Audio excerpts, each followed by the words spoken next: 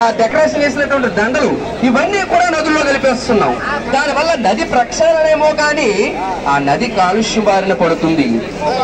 కాబట్టి మనమంతా కూడా ఆలోచించాలి.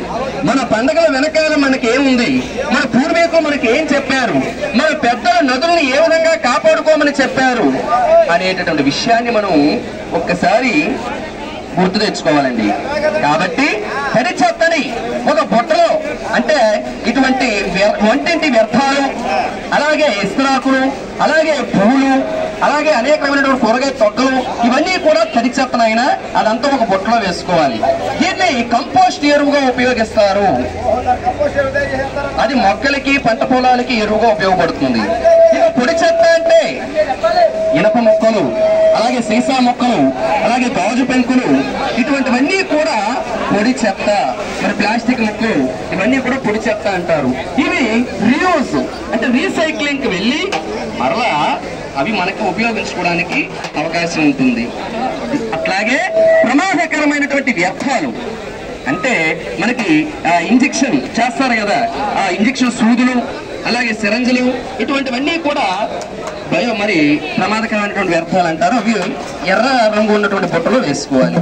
అలాగే ఈ వ్యర్థాలు వీటిని కూడా మనం అంటే బ్యాటరీలు, వాడి పాడేసేటటువంటి గడియారం బ్యాటరీలు, రిమోట్ బ్యాటరీలు, పాత రిమోట్లు, అట్లాగే పాడైపోయినటువంటి వస్తువులు, ఇవన్నీ కూడా ఒక దాంట్లో వేయాలి.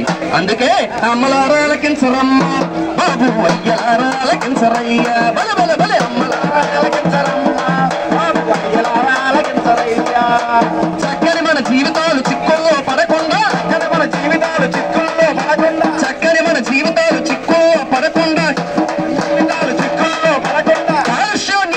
పరిశుభ్రత పాటించు అమ్మలారాలకించరమ్మ బాబు అయ్యలారాలకించరయ్య, బలబలే అమ్మలారాలకించరమ్మ బాబు అయ్యలారాలకించరయ్య.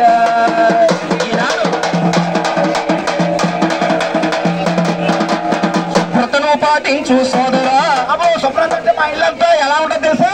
మీరు బాగా శుభ్రత పాటిస్తారా? ఇల్లంతా గచ్చు, ఇల్లంతా గచ్చు, ఇల్లంతా గచ్చురా, ఇల్లంతా గచ్చు. ఇక మా ఇంటి చుట్టూ వచ్చు, ఇంటి చుట్టూ రొచ్చా అంటే అంతే. మరి ఎక్కువ నీళ్లే ఉంటాయి, చెత్త చెదారం ఉంటది.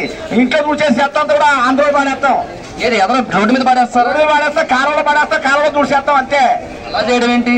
చూసేస్తాం. మరి ఆ మున్సిపాలిటీ వాళ్ళు ఉంటుంది, వాళ్ళే శుభ్రం చేస్తారు. మాకే అంటే మీ ఇంటిని మాత్రమే శుభ్రంగా ఉంచుకుంటున్నాం. ఇల్లంతా గచ్చు, కానీ ఇంటి చుట్టూ రొచ్చుంటే జబ్బులు బాగా హెచ్చు, డబ్బులు బాగా మనకే ఖర్చు.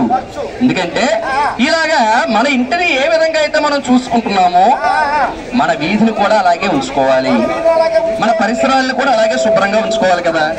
మన ఇల్లు ఎక్కడున్నా సరే ఇక్కడికి వచ్చేసి ఇది మనకు నాగావళి నది ఒడ్డులో ఉన్నటువంటి చెత్తలంతా తీసేయడానికి జిల్లా యంత్రాంగం అంతా కూడా కదిలిందంటే మన మున్సిపల్ కమిషనర్ గారు, అలాగే పొల్యూషన్ కంట్రోల్ బోర్డు వారు, అలాగే మరి స్వచ్ఛంద సంస్థల వారు ఎంతమంది కలిసి నది ప్రక్షాళన చేయాలి, శుభ్రతగా ఉండాలి, శుభ్రంగా ఉండాలని చెప్పి ఎంత మరి కార్యక్రమాన్ని పెట్టారని ఎందుకు పెట్టారో ఒకసారి అందరూ ఆలోచించాలంటే. ఎందుకంటే మన ఇల్లు బాగుంది కదా, మా వీధి బాగుంది కదా, మా కుటుంబం బాగుంటే చాలు అనుకుంటారు చాలా మంది. కానీ మరి నదులు బాగుంటేనే మనమంతా కూడా బాగుంటాం.